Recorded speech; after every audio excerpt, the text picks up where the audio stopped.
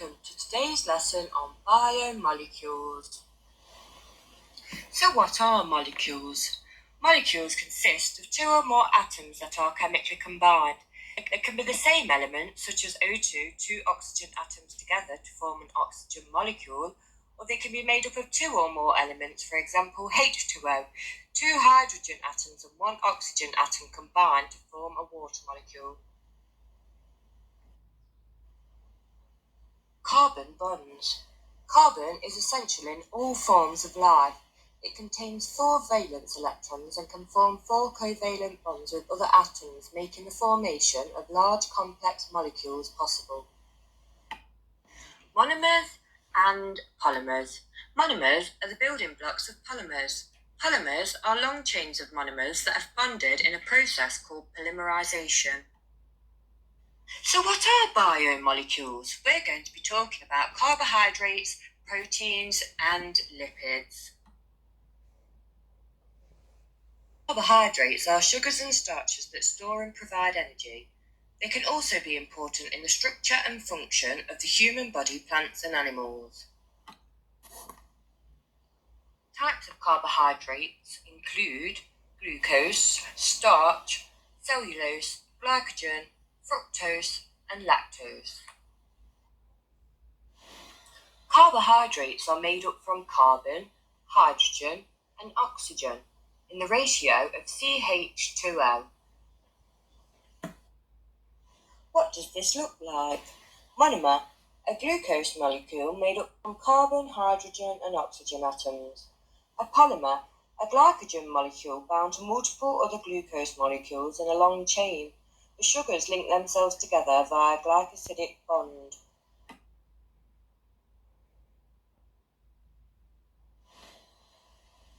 Carbon structure in carbohydrates. 3 carbon units are trioses, 4 tetrose, 5 pentose, 6 hexose, 7 heptose. The most nutritionally important are the pentoses and hexoses. Monosaccharides. Monomers, simpler carbohydrates such as glucose, C6H12O6 made from a single sugar unit.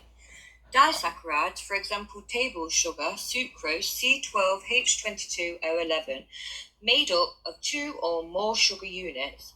Polysaccharides, polymers, are more complex carbohydrates such as glycogen, C24H42O21, made up of many thousand of glucose monomers strung together within long chains to form polymers. The monosaccharides are soluble in water and can be broken down to form ATP and are a fast form of energy. The size and structure of polysaccharides makes them insoluble in water, therefore they are mainly used for energy storage. How are complex carbohydrates formed and broken down? Carbohydrates link together during polymerization. A water molecule is expelled to form a glycosidic bond between the 2 carbohydrates. This is called a condensation reaction. To break polysaccharides back down to the monomer form, the process is called hydrolysis. You add a water molecule to break the glycosidic link. Lipids. What are lipids? Lipids are made up from carbon, hydrogen, and oxygen, with some containing nitrogen or phosphorus. They can form long macromolecules rather than polymers. They are hydrophobic, not soluble in water. Lipids are essential as they can be used for hormones, transcription factors, fuel, and surfactants.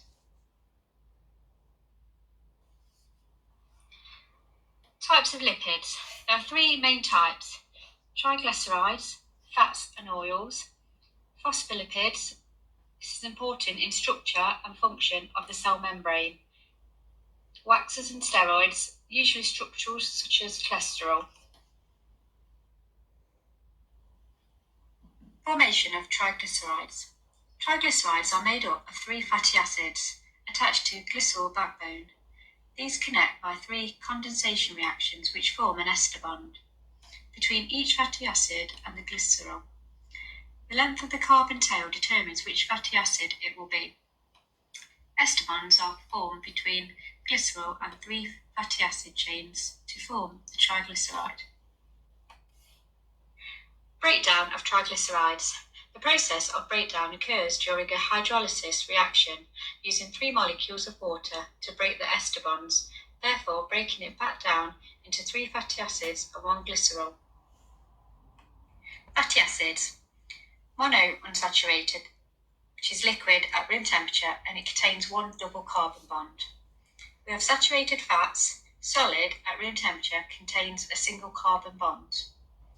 And polyunsaturated is also a liquid at room temperature and it contains more than 1 double carbon bond.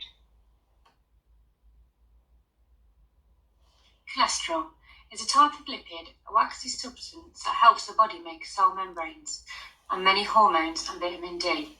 It's synthesized in the liver and found in every cell in the body. It's an important component of the lipid bilayer of the cell membranes. It is nonpolar and insoluble in water. Cholesterol is transported into the bloodstream when associated with a soluble protein known as a lipoprotein. This directs the cholesterol to different locations in the body. The 2 types of lipoproteins, low density and high density. The high density takes excess cholesterol and transports to the liver and broken down. The low density transports the cholesterol to the arteries. Structure and function of cholesterol. Cholesterol is a lipid that slots in between phospholipid tails, pushing them closer together. They are found in the cell membranes of eukaryotic cells.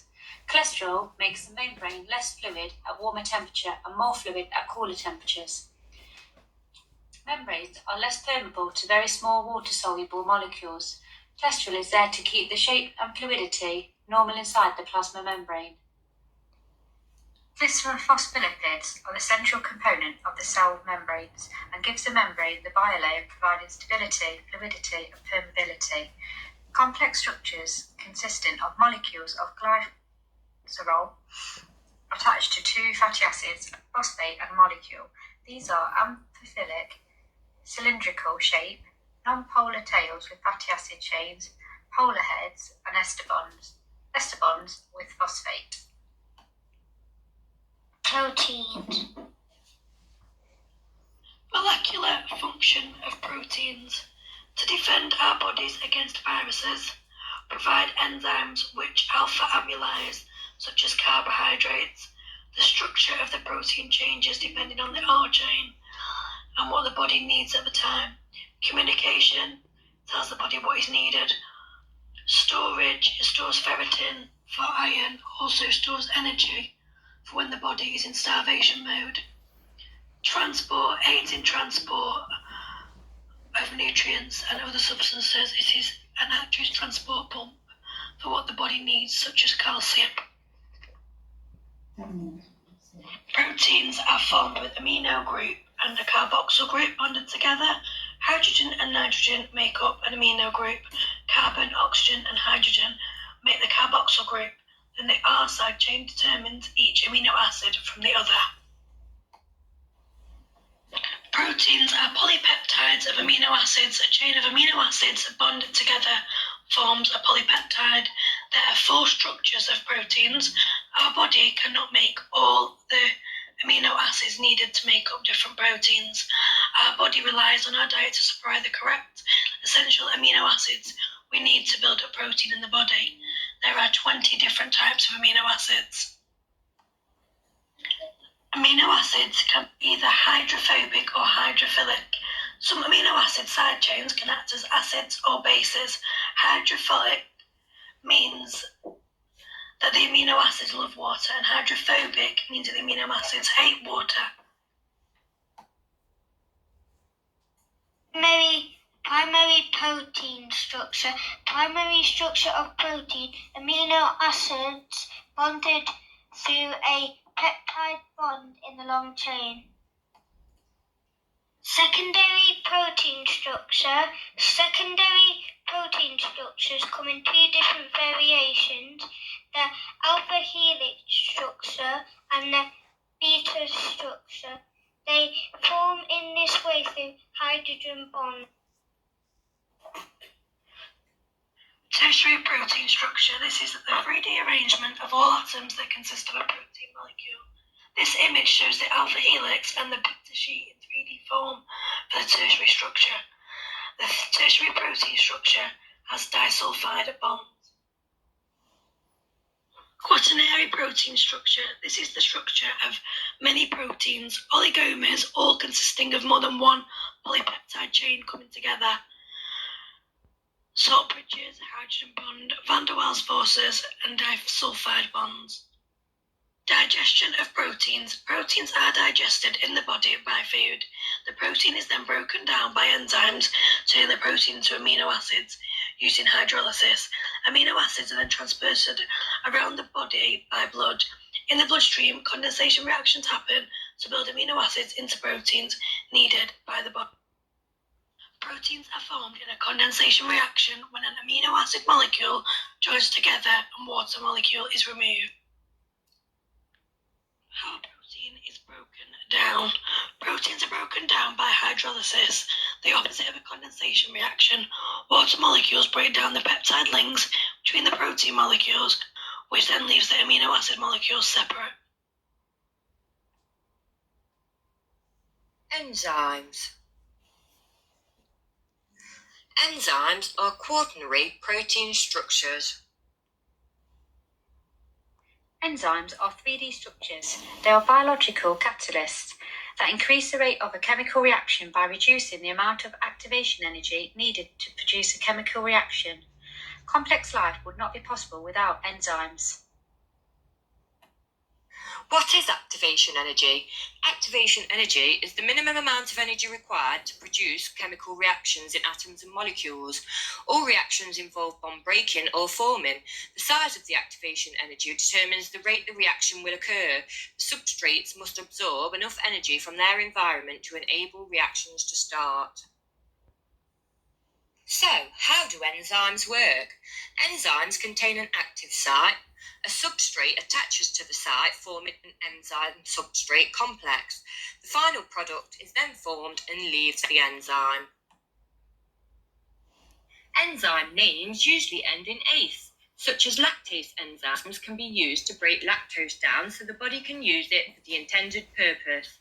They can break proteins into amino acids, carbohydrates into sugars, and lipids into fatty acids and glycerol. Enzymes take in substances to produce anabolic reactions to form larger molecules. They can change one molecule into another or cause catabolic reactions to break larger molecules into smaller molecules. History of enzymes.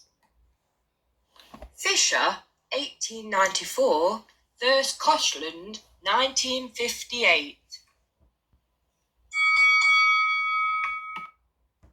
Fischer, 1894. German chemist Emil Fischer proposed a lock and key theory stating enzymes are specific to only one substrate and the active site has to be complementary to one type of substrate, with the fit being an exact match. Kochland, 1958. The induced fit model. Dr. Kochland proposed the induced fit model, whereby he states that upon the substrate binding to an enzyme, that the enzyme shape can change slightly to accommodate the fit. In the end, Kochland's theory wins, and the induced fit model is the most widely accepted theory in modern-day science. Factors affecting enzyme activity. Power of hydrogen. The pH level of an enzyme can change. The pH level in the enzyme adapts to the environment that they are in. They have an acid and a base. The acid levels are 0 to 4, neutral is 5 to 8, and alkaline is 11 to 14. pH. Dr. Bronsted and Dr. Lowry are chemists that discovered this. An acid is a proton, a hydrogen ion donor, and a base is a proton hydrogen ion acceptor. Ion is an atom with a charge. Acids 7 and under give away protons. A base of 7 and over takes protons. Substrate concentration. The increased substrate rate of reaction increases until it reaches its maximum work rate.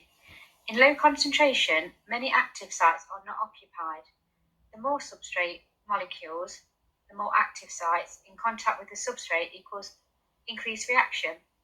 Eventually, increasing substrate concentration will have no effect as the enzymes are already working at their maximum capacity. Temperature. As the temperature increases, so does the reaction rate of the enzyme. The faster the molecules, the faster the collision. This affects the shape of the proteins and pull apart the bonds, therefore the chain breaks. Above 40 degrees, enzymes start to denature. Once the bonds are broken, it's broken. And today's lesson on biomolecules has come to an end.